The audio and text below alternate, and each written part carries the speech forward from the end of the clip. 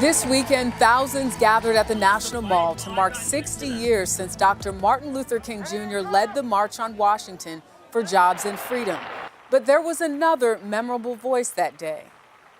He's got the whole world in his hands. He's got the big Marian Anderson sang an old African-American spiritual shared through oral tradition.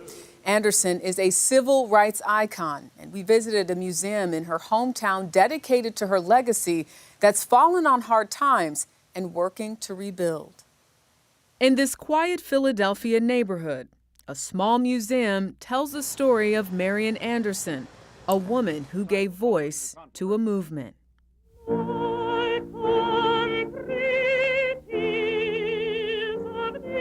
Anderson is best known for performing on the steps of the Lincoln Memorial in 1939. She originally planned to sing for an integrated audience at Washington's Constitution Hall, but a ban on black performers denied her that opportunity. Racism had forced Anderson to leave the U.S., but it was her voice that powered her to international stardom. Jillian Patricia Pertell is the CEO of the National Marian Anderson Museum in Philadelphia. What she did was represent hope, possibility, and opportunity for Black people. Treasures are found throughout the museum Anderson once called home. Among them, the phone she used to answer the call about performing at the March on Washington. This phone just speaks of history and speaks of the stories and the life. You can even see original programs from her historic concerts. But in the summer of 2020, disaster struck during the COVID shutdowns. A burst water pipe caused a major flood. Water was hitting my knees.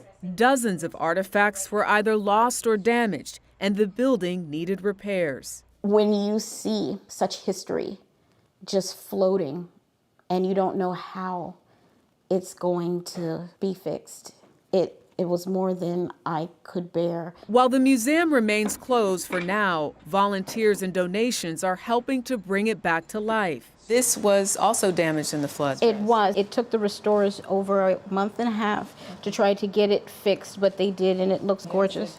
In the meantime, Pertell holds pop-up presentations at area schools so students like 10-year-old Elijah Horse can learn about Anderson's legacy. What do you hope people take away from Marian Anderson's life? That she was a very important activist and that she was a very strong singer. Beautiful. An opera singer herself, Pertell says she was inspired by Anderson as a child. Now it's her turn to carry the torch. Oh, say, can you see? Preserving Anderson's music and memory for generations to come.